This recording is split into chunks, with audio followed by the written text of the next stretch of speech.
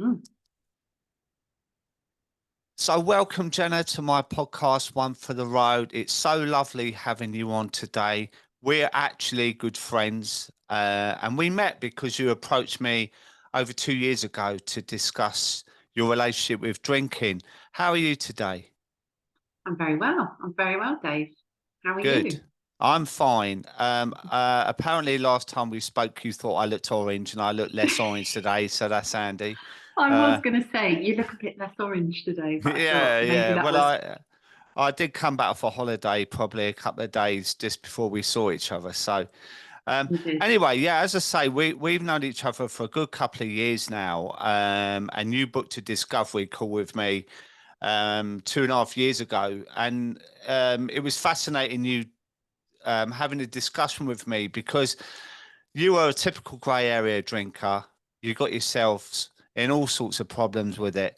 But as I like to do on my show, I like to wind it back. So, Hmm. do you want to take it from where you first started drinking and realised um, that actually you began to have a problem with drinking? Yeah.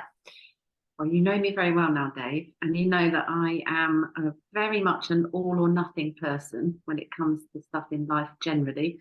And I'm from that era, the kind of 90s, noughties era of binge drinking, really. And my drinking started like that. I think it was quite typical of a lot of people my age. I'm 42, nearly. Um, and it was, through my teens, late teens, like 16, 17, 18, it was at the weekends, going to nightclubs, um, and drinking too much and feeling rubbish the next day. And then throughout my kind of 20s, when I was employed and working, again, I was work hard, play hard. So I never drank during the week, or very, very rarely if there was an event or something, but I didn't drink at home. It was at the weekends and it was boom or bust. And then I'd go to work on Monday feeling a bit groggy, but in your 20s, you can handle it. And I don't look back on those years and think at all that I had a problem or an issue. I don't regret any of those years. I had great fun, Mm, like brilliant fun. Um, but the things started shifting and changing after I had kids. So that was a big disruption to well, disruption sounds like a terrible thing to say about your kids, but it disrupts your life and your routines and your rhythms. Um, and it's hard. Like it is hard having kids. And I had two under two. And I think with that kind of change in schedule, change in just priority, there's no backstop when you have kids. There's no off switch. My drinking shifted and it changed and it became not at all about going out and drinking associated with mates and having fun. It was much more a my time at home.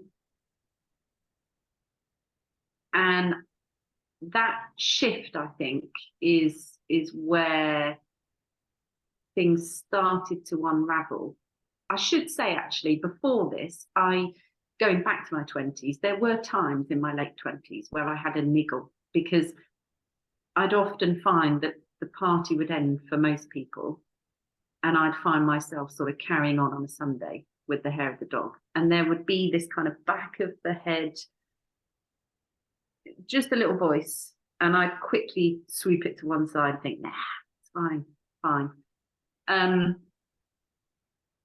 and that niggly voice was kind of there on and off, but the niggly voice really came towards my mid 30s when I had two children under two, and I was using wine as a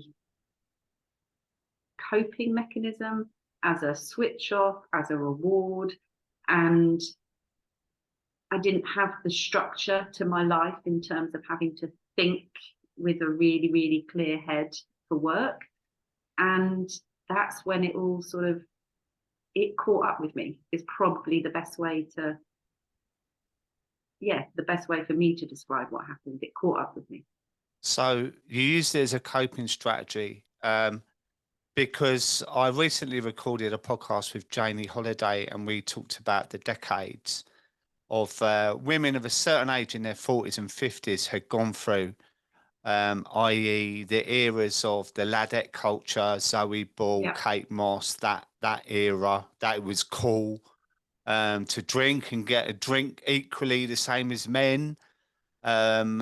And then there was the era of the 90s where Sex in the City came out, and it was glamorous, wasn't it? Like everyone was drinking and all of Mummy that. And wine then culture. hurrah for gin.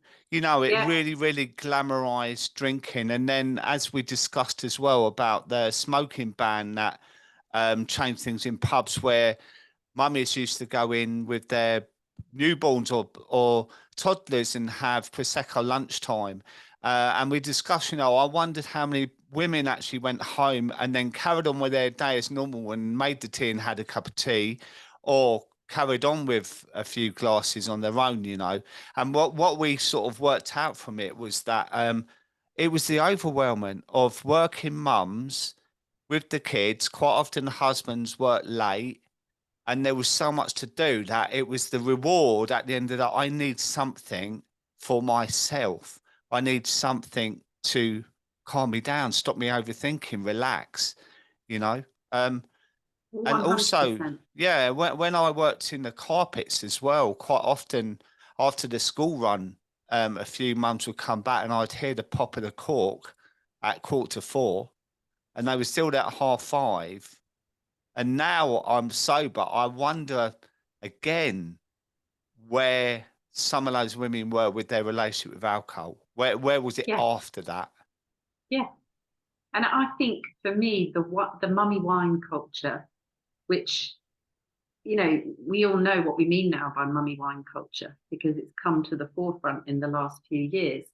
And I think we're kind of starting to question the mummy wine culture. But I was in the heyday of the mummy wine culture, and I really used and hid behind the mummy wine culture. I used it as a reassurance to myself that it was fine, that everybody was doing that. And there were a lot of people doing it, but you hit the nail on the head then when you said how many people went home and had a cup of tea.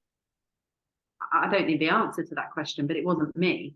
And I was one of those mums. We used to have Friday cup of tea with the kids. And I would be the one that would mostly drink the most at the pub. And then when I got home, my husband would be home and it would be kids, you know, over to daddy, and I would carry on drinking. So I 100% can see that, and can see that you know, it has probably impacted a lot of particularly women of my sort of age, and is still impacting them. What changed? I mean, what did you reach a point where you knew you was struggling with your relationship with alcohol, or was you in denial for a while? Did you just think, you know, in the morning when you woke up, or at 3 a.m, did you go through that routine of, oh my God, I've done it again? But by 1, 2 o'clock the next day, you kind of forgave yourself and thought, well, I'll just have one tonight. Did you go through that hamster wheel? Yeah, I went through that hamster wheel day for 3 years. And I did have periods in that 3 years of sober stints that I would do. And I started reading the Quick Lit. I read every single book I could get my hands on. And I did it all in secret. And I did, you know, do that waking up at 3 o'clock and Google searching, am I an alcoholic?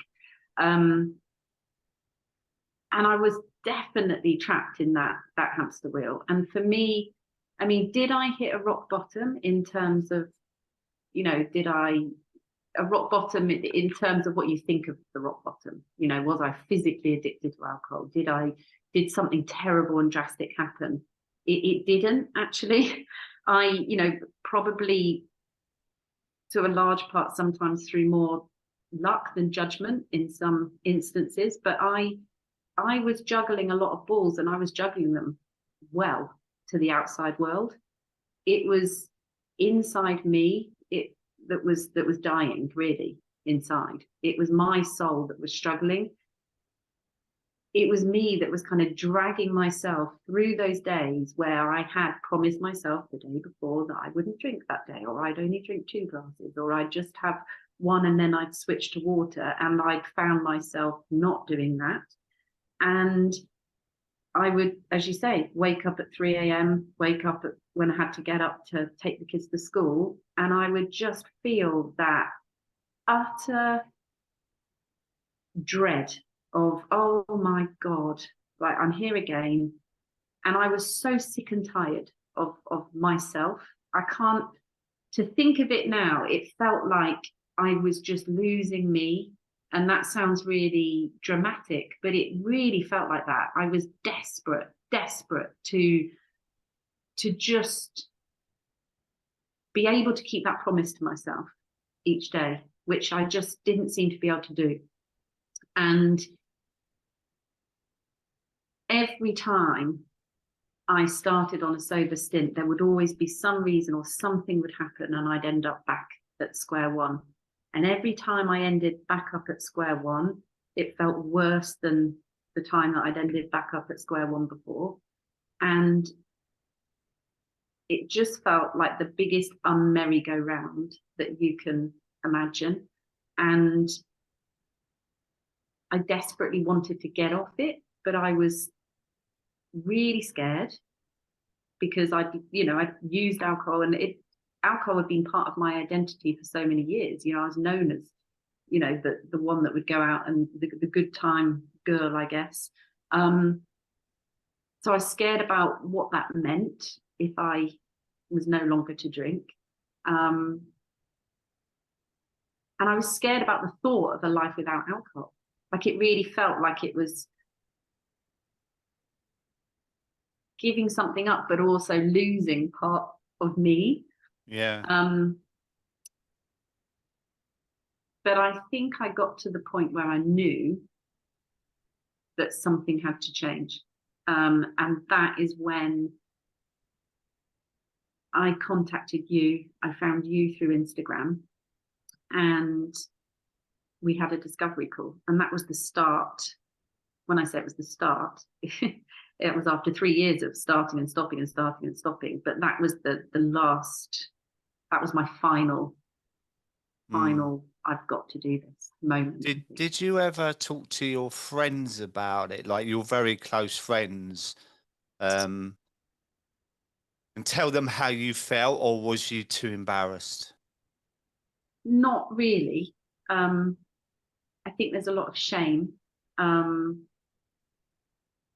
maybe a bit of denial, and maybe a little bit of what will they think of me. I had a couple of moments with a couple of friends. One of them, actually, ironically, is now kind of coming up to 3 months sober herself, and we ran together, and I kind of would, during these long training runs that we do together, I opened up a bit, the blind opened up a bit. And so there were some people that knew little bits, but actually I didn't really open up massively at all, even to my husband. So it was very much my own personal battle, I think. Yeah. And when you used to wake up at, you know, we all know the infamous 3 a.m. Did you lay there and did you feel quite desperate at times? Did you? Yeah. Like, it's interesting what you say about your identity, because I look at it personally, like I played a role, but I changed roles depending on what company I was in. So, i.e., if I went in the pub and there was a solicitor, I would act a certain way. If there was a builder, I'd act another way. Yeah. And then I would go home and then just block block myself out completely and then start again the next day. And the thought of a life without alcohol, I couldn't comprehend it because I didn't know what that looked like, because Yeah. I was 14 when I started drinking. So I wasn't even an adult. And I'd Mm. used it all my life, 40 years, as a mechanism to support me. So it's like being in a relationship 40 years and then deciding Yeah. that I needed to move on and be without that relationship. And I didn't know what that looked like. And that scared the hell out of me. So it's Scared easier me. to stay in it. Yeah, 100%. And we've talked about this before, but it wasn't we didn't have a discovery call and then it was like, oh brilliant, okay, I'll book in some sessions with you and there we go. Yeah. Now I'm sober. It was there was a 2 week period of time between that discovery call and me WhatsApping you, I think, I'm ready. And Yeah. that 2 weeks for me was a time, and I was drinking in that 2 weeks. I wasn't sober in those 2 weeks, but it was a time when I was really going through the motions and really breaking up with alcohol, coming to terms with what I was about to do, and getting myself in the mental headspace where I was ready to do this. But I still don't think I wanted to. Like, I didn't fully want to, but I had got to a place where actually continuing to do it was way more painful than the thought of going without it. Like, I'd Yeah. got to that point where I was kind of willing to think, well, if it means that the rest of my life is boring, Yeah. then so be it. But at the moment, my life feels chaotic, and that chaos is painful. It's a really bad example to my kids. That was another big part of my why. The kids at the time were, well, it was 2 and a bit years ago. So they were 6 and 8. And I did not want to be that mum. I did not want to be that mum that taught them that dealing with life stress and how you dealt with it was to zone out. And I didn't want to be that mum where you ask, what's mummy's favourite drink? And the answer's wine. But it took me those 2 weeks, and then I was ready. When I say I was ready, I was as ready as I was ever going to be. And that's where it began with you. And we are very close. We're still really close friends. And I credit you, Dave, with so much. I wouldn't be here where I am without, I think, first and foremost, your belief in me. Because at that time, I didn't believe in myself, really.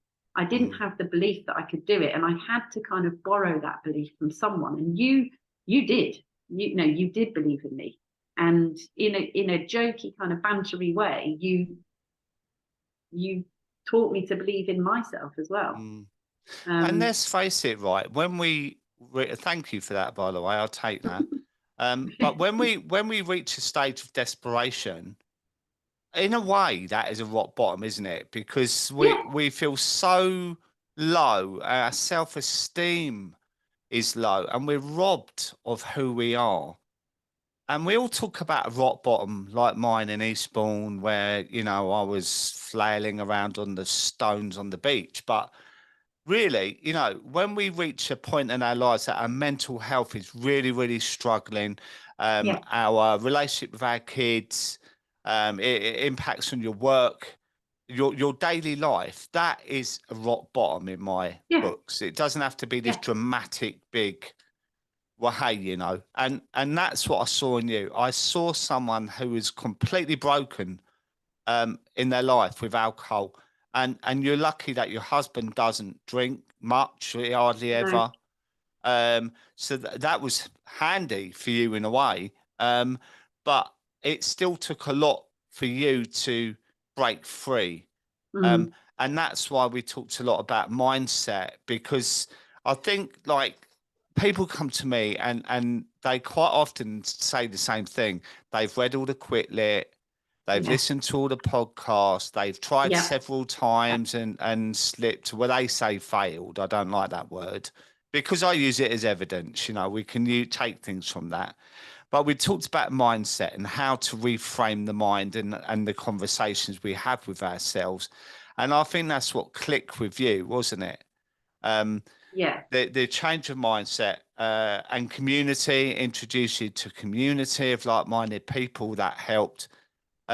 So how were the first few weeks for you? Did you struggle, or did it all kind of click? Because a lot of people say there's a piece of the jigsaw missing. Yeah, and I empathize or can see, you know, that when people come to you and they say, I've read the quick lit, because I've done all of that as well. And I think the two things that sort of changed for me, maybe three, but the first thing was just I got to a place with it where I was willing to make it a non-negotiable. And what I mean by that was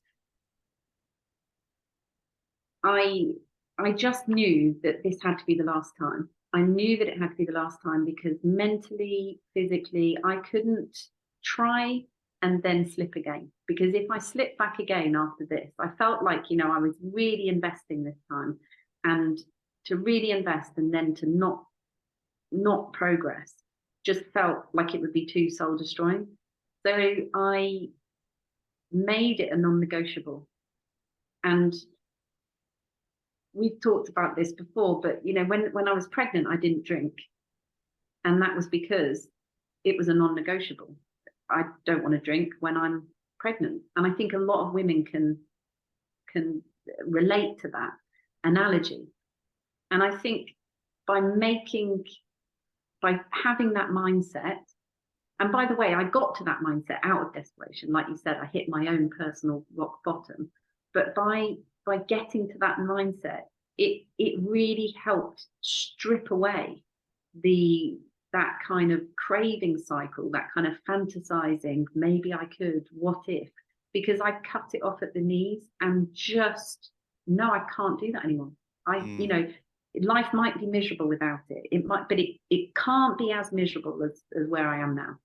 So I made it a non-negotiable. And then I think the other big difference was when I had tried to quit before, I'd gone at it really gung-ho with this kind of real zest and enthusiasm, and everything's going to be much better without alcohol. And, you know, we know that life still goes on without alcohol.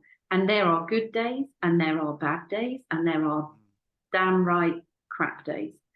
But what I had done before was I had kind of like gone so gung-ho each time that when something didn't go my way, as inevitably something isn't going to go your way, I would throw the baby out with the bathwater and think, well, sod it. I might as well drink. You know, I feel rubbish. Things aren't going my way. And I might as once the novelty had worn off, you know, once I'd done the first few weeks, I'd feel brilliant and I'd feel great and it would be gung-ho, and then something would happen, and it could be something with the kids, it could be something with my husband, it could be something totally irrelevant. And I would just think, well, sod it. And I remember reading or thinking, I can't remember, but I do remember this one kind of phrase, which was, I've done the experiment of things getting really tough and going back to drinking. And I've done that experiment.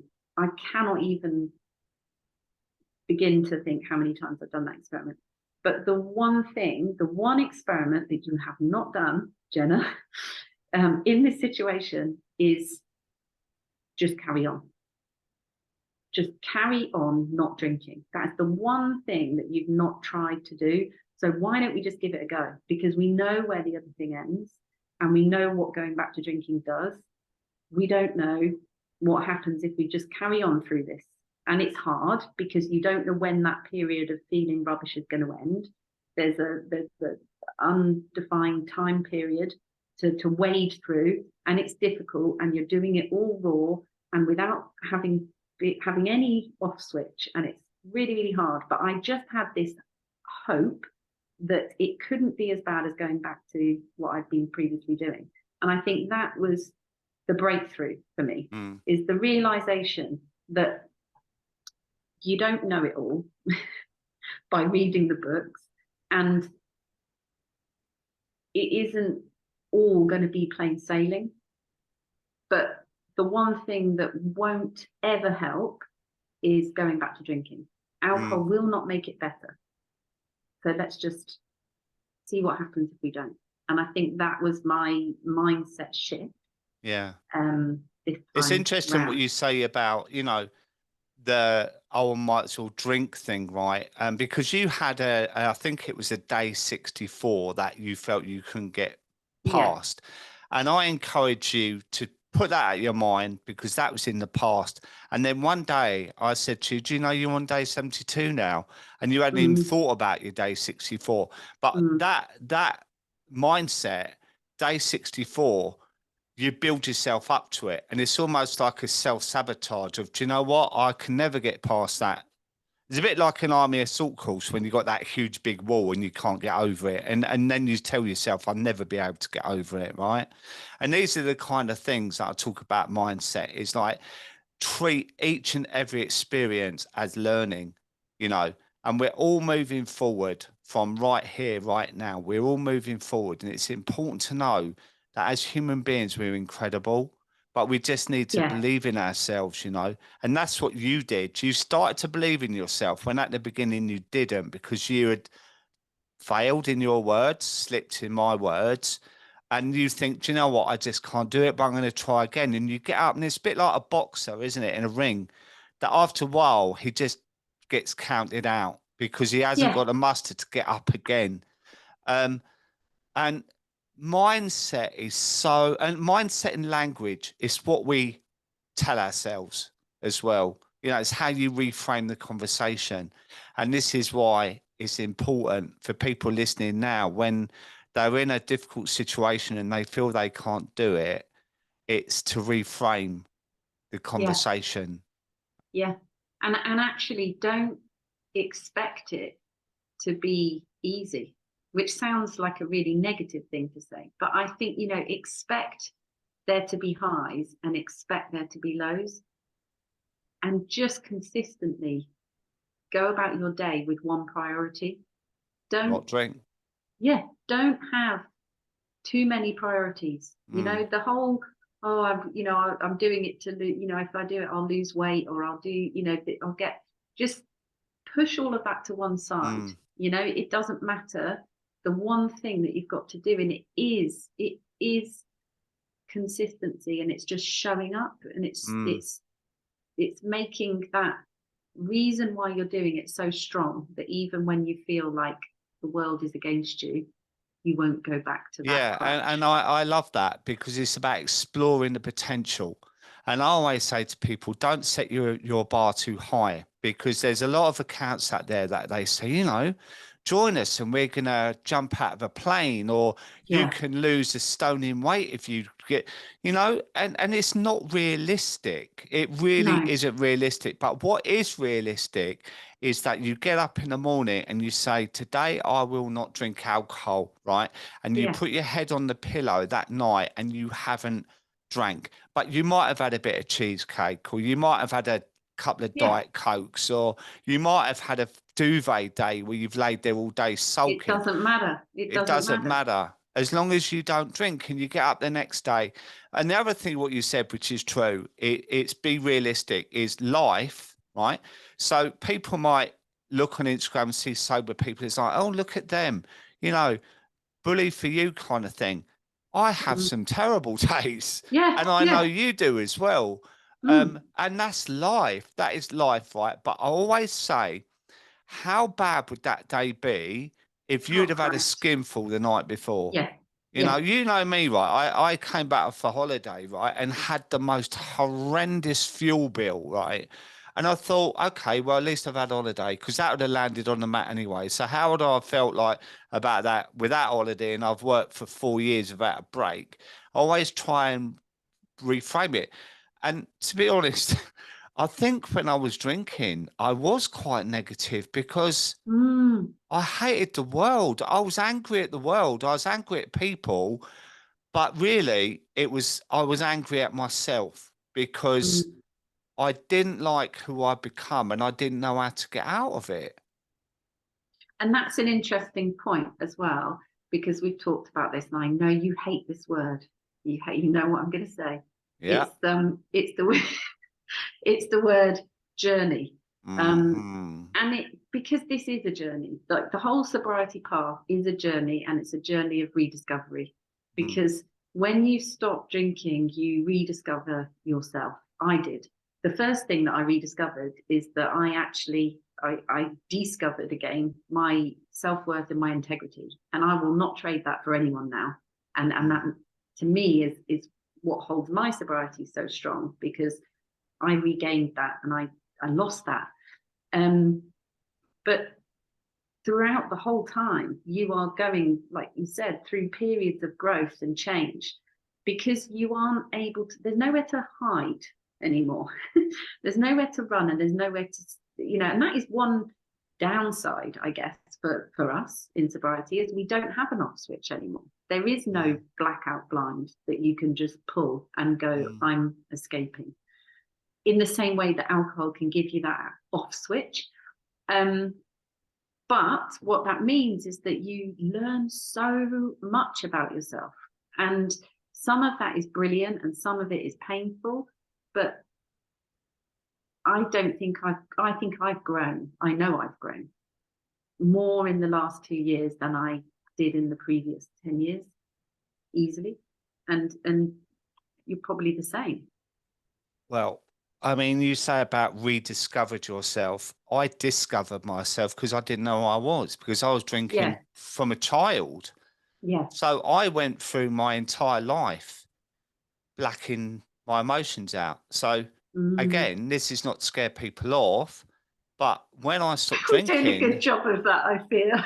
Well, no, where it's fact. It's being honest, and that's what's important about this. We're not flowering it up to say, do you know what, everything is wonderful. It's like you have to deal with it. But how I dealt with it was as in layers. I thought, do you know what, I can't handle all this at once. So I put it in perspective, and I thought, right, the deeper stuff, I need to park that.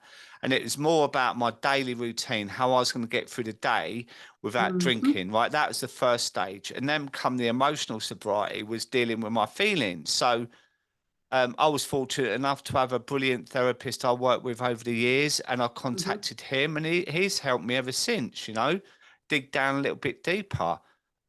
There's a lot of support out there. There is. Like that. And even in confiding in your really best friend, joining, like I've got a private Facebook group now, but we had one, and having a safe space to talk about your feelings is really important. And not doing it all at once. Because you have that analogy about the suitcase in the attic or the loft, and actually, when you first begin on the journey, the suitcase, really, you can just leave to the back of the loft. You don't need to touch it, because actually what you're doing is so emotional and so difficult. And slowly over time, you get closer to that suitcase, you kind of drag it towards the loft hatch, and maybe then start to look in it. Sift through it, but that's slowly. And I didn't even really talk to my husband about my sobriety and all my drinking, actually, until probably about 3 months in. And even then, it came in dribs and drabs and trickles. A conversation here over dinner, a little bit there, and he'd reveal a bit and I'd reveal a bit. So you don't have to go and solve everything. I think the first few months is the practicals, isn't it? It's like learning to drive, right? You get in the seat on the first day and you don't know what you're doing, and you got the driving instructor saying, right, okay, look in the mirrors, check this, put your belt on, put your foot on the clutch or whatever you're driving, right? And then all of a sudden you're like, oh, I don't know how to do it all, right? And then 3 years later, you're doing donuts around the car park. It's like, it's part of it is the 6 months or so of learning how to deal with cravings, triggers, social events, birthdays, big birthdays, all these things, the weather changing, there's a trigger. Yes. In the winter, sitting by a fire in a pub, to spring, summer, beer gardens, barbecues. Right, it's dealing with all of that, right? And once you've got your sort of head around that, you can then open that suitcase up and think, right, there's a few years worth of layers there. I'm going to start at the top and start working Yeah. backwards. And I And think also, that way it helps you to manage it better. yeah, definitely. And then you're finding out who you are as a sober person. Who is your identity? Because my identity, and that was another big part actually of my sobriety, and the strength that I now feel I've got in my sobriety is, it became part of my identity, not in a, holier than thou and I'm going to shout it from the rooftops. I didn't do that at all beyond my close circle of friends. And even some of them didn't know for a while. But it did become, part of my identity, because I was finding out who I was sober and kind of relearning how to do some of the stuff that I did drinking in a And there'd totally be a different lot of way. people listening to this thinking, right, what did you do to unwind, to relax, to turn the volume down once you did start drinking? What were your coping strategies after that? I'm still working them out, Dave. Like, honestly, I really am. One thing I would say about, giving up drinking is it doesn't take the noise away. Like, the noise is sort of still there. And when I say noise, I mean just aggravation, life stress. But it makes it a lot quieter, and it makes you are a lot more able to deal with it. And things that used to stress you out just don't in the same way. So where I might have needed to hit the, fuck it button once a day, from something really small, like my daughter having a meltdown. Well, kids have meltdowns all the time. Now, I feel like I need to hit the fuck it button maybe once every few months, maybe long, maybe twice a year, like the real. And so it just makes life easier to handle. It makes you calmer. So yes, it doesn't switch it off, but it means you need to switch off less because Yeah, you are. I really hear that. I mean, I'm a lot calmer now. My nervous system is just ticking along quite nicely. So when I got that horrendous fuel bill in, it's like, oh my God, but I kind of got my head around it quite quickly. Yeah, if I was drinking, the first thing I would have done was there's an excuse to have a drink. So it's that old thing, isn't it? Good day, bad day, any day Yeah, yeah. um And thing. you find your ways. You find, for me, running is a big one. Yeah. There's a lot of people. There's whole groups on Facebook, alcohol-free runners. There's a lot of Mm. people who do use things like running. Because for me, I'm rubbish at meditation. It is something that I need to, the Yeah. whole mindfulness. I'm terrible, but running enables that for me. Um, Yeah. and you find mechanisms, but as I said, you're looking after you. You're no longer operating from this like peer this below par. I used to Mm. wake up in the morning, Dave, go into the shower, and I would literally have to like give myself a pep talk about how I was going to get through my day, because I would feel so dreadful, mostly mentally, but physically, of course, you're not sleeping as well, and I would be having to talk myself into the day. Mm. And now I wake up and I just get on with my day. I Mm. love that feeling, and that feeling of just waking up and feeling normal and having had a really bloody brilliant night's sleep is just amazing. Yeah, I And quite often talk about bandwidth, right? So what that told me there was the struggle you had with all your inner dialogue going on, like the self-loathing, the yeah, why have I done it again, the how am I going to get through the day, and what am I going to say to that person I sent a dodgy text to, or how am I going to be okay in the meeting at work? All these things, right, are just so loud in your head in the morning, right? But when you take alcohol away, you've already processed them, because one, yeah, you're not having to deal with all that, but two, you've already thought about the meeting that day yesterday because you've got a clearer bandwidth in your head.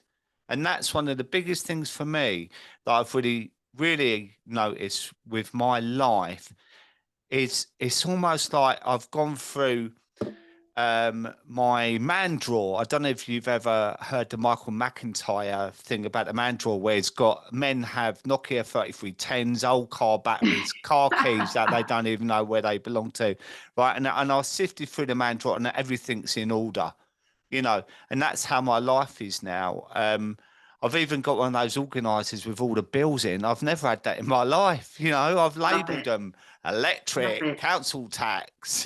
You know, I've never had that. But my life is more organised now because I have more time to process everything. Yeah, 100%, 100%.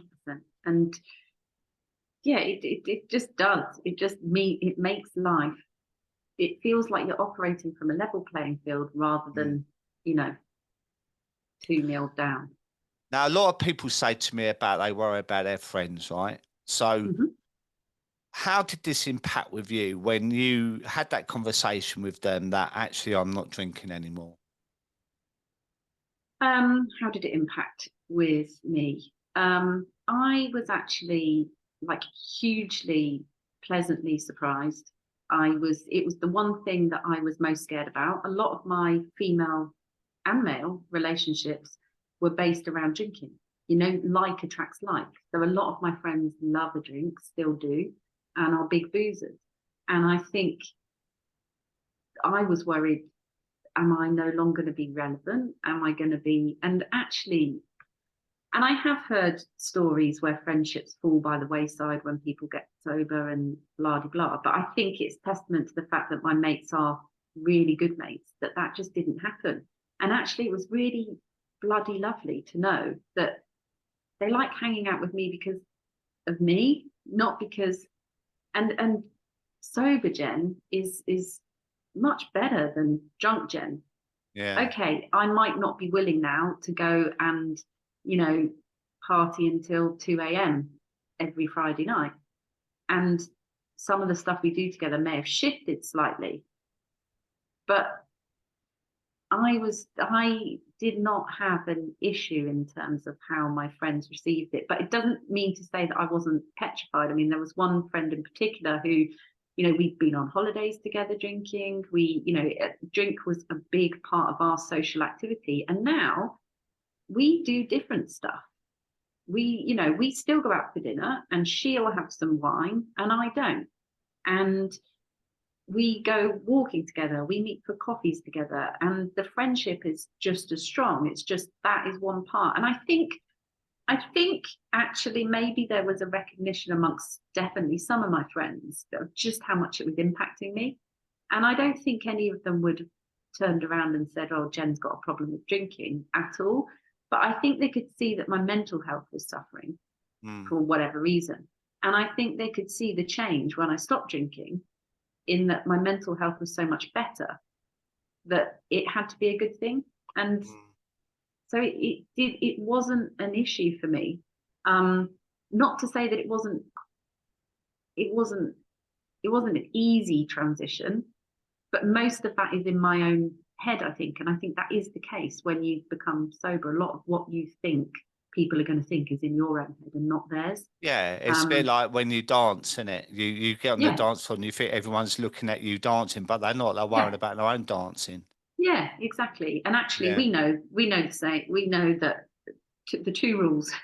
Number one is, once everybody at the bar has had their first drink, maybe their second, they do not care what's in your glass Yeah. at all. Yeah. And the second rule is, the only person that does still care is the person that is probably questioning their own relationship with alcohol. Yeah. Yeah. You And shine a once mirror, you, aren't you? yeah, once you kind of see that rule in action a few times, you get really used to it and really wise to it, Yeah. and you become more confident. And bugger off home early.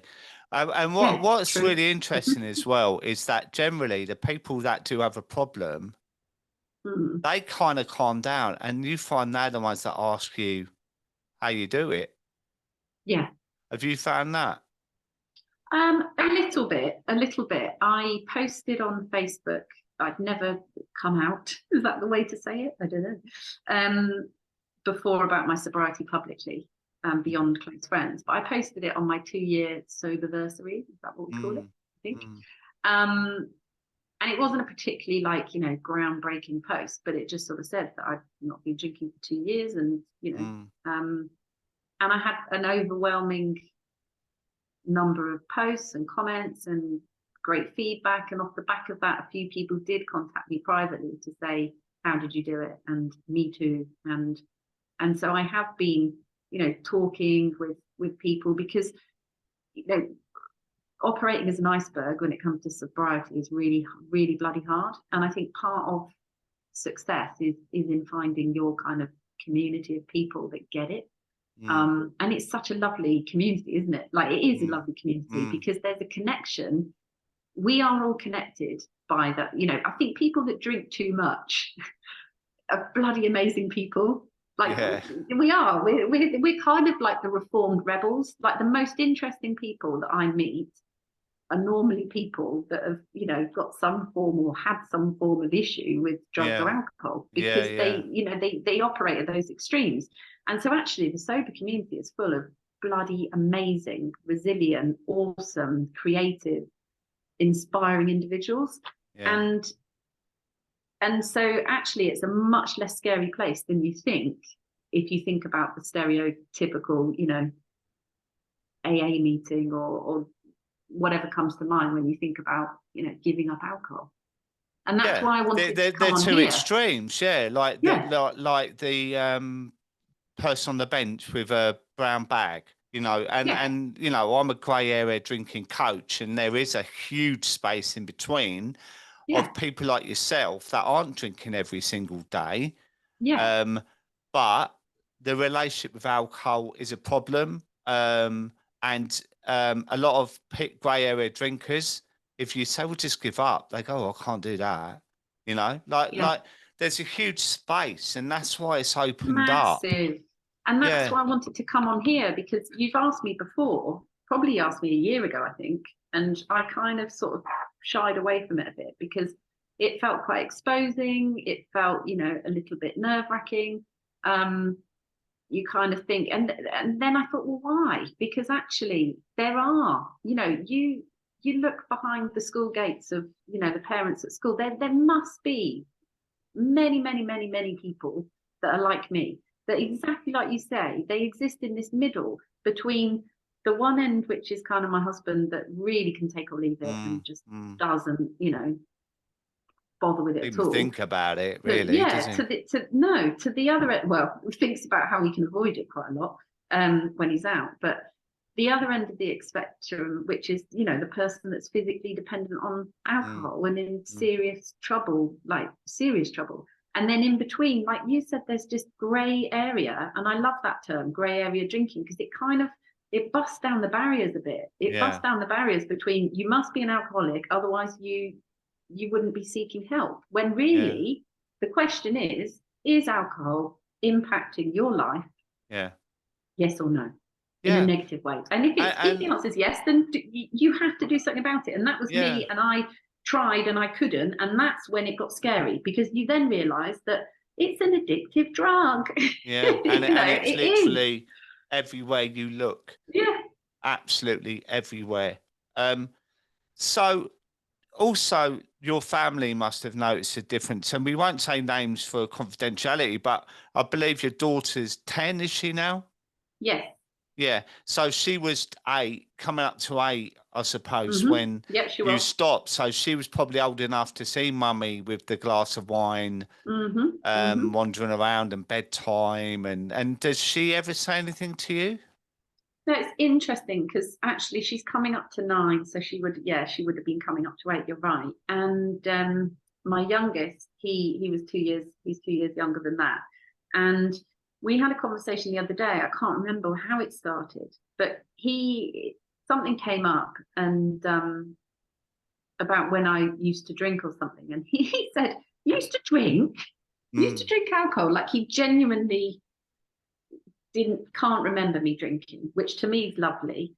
My daughter, she definitely can. Now, I don't think it's an actual memory that she can place, but there is something there that, and I see this. So I work in the wedding industry, and you see this with kids when people are drunk at weddings.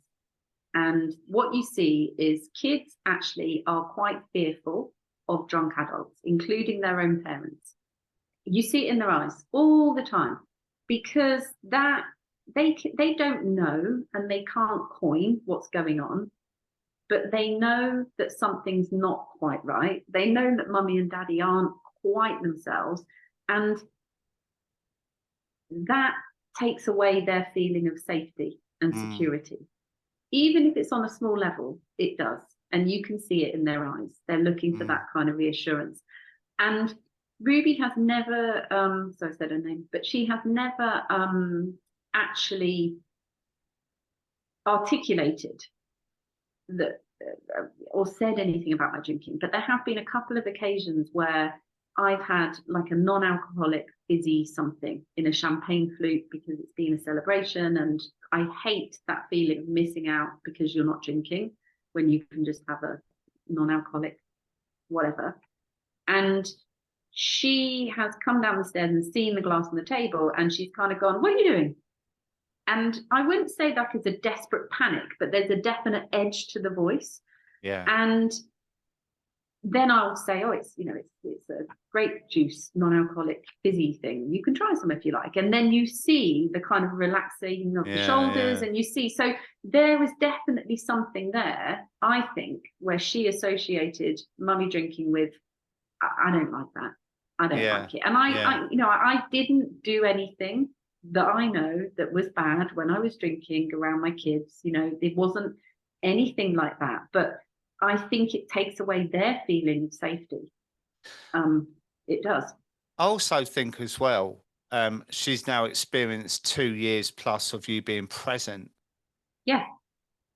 And it we're could so be much as simple as closer. that. Yeah. We're so much Because you're closer. always there for her. You're emotionally available for her all the time. And we know what it's like. Even when we have one drink, two drinks, we start to slip away, don't we? We start to get a little bit irritable because we go into our own little space of, right, I'm drinking now. Now leave me alone because I've been working all day. I've looked after you, and now this is my time. And it could be like 6 o'clock. Or how many times at the party days where we've been at, dinner parties or whatever, we've taken the kids, and actually had a prime example of this. We went to a birthday party about a month ago, and we were away from home, and we were staying in the pub that had rooms where the party was, and it was a family do. And my son was there, my daughter wasn't because she was away. And, the food just did not get served until really late. I mean, it was like 9 o'clock at night, and that's really late for a 7-year-old. And he just got to the point where he just absolutely whacked and just needed to go to bed. But it was, the food had just been served. Now, if I had been drinking, I would have pushed him, really. I mean, ultimately, call a spade a spade. I'd have pushed his priorities aside for my own. And we would have tried, gotten him through, to 11 o'clock or midnight or whatever. As it was, I could see what was happening. I finished my meal. I waited until it was, I had time with people, and then I just took him to bed. And I took him to bed, and we laid there and watched a bit of TV together. And I'd put him first because I could do that. But so many times, I think you're exactly right. That kind of, you're getting in my way. This is my time. Yeah. And that does impact. And so since then, particularly with my daughter, we're so close. And I've got that, I've got that respect in myself that, at least I don't ever have to kind of doubt my decisions. At least I don't ever have to I don't have that guilt of thinking, did I do that or did I act that way because I was drunk? I'm fully present. I'm making the conscious decisions. And, as has happened when I've had to take my youngest to hospital once a few months ago, to A&E at 10 o'clock at night, I can do that. I can do that. I can drive there. I can be present. And as a mum, that means the world to me. Yeah, I hear you. Finally, For Mm. anyone listening to this who can really relate to all you're saying, what advice would you give to them? Oh my God. Not that. We can edit that out. I would say if you're sat here and what any of what we're talking about resonates with you, I would just say listen to your soul. Listen to what your soul is saying to you and seek help, because there is loads of help out there. Yeah, that's great. And there is now, there's so much help available. Groups, coaches, you know, if AA works for you, there's that, there's online stuff. And, you know, don't think because you've listened to all the podcasts, read all the quick lit, there's so many other things out there. You know, I read recently Dopamine Nation, which helps you understand, you know, the link between ADHD and the dopamine hit that you constantly seek. Funnily enough, I was talking to one of my best friends about this the other day. That's strange, but yeah. Yeah. But Yeah. there is so much help. There is so, but it's listening to your soul, because I think the thing with the booze brain is it's really clever and it's really manipulative. And especially in a society where we are completely saturated by alcohol, Yeah. it's really easy to dismiss that nagging voice. And Yeah. I think that nagging voice comes from the soul and it comes from Yeah. your heart. And if you're hearing it, then you need to listen to it. Yeah, absolutely. Well, Jenna, thank you so much for joining me today. Congratulations Thank on your you. 2+ years of Thank sobriety. you. And I hope to see you soon. Thanks, Dave. And you. Take it easy. Bye. Bye bye.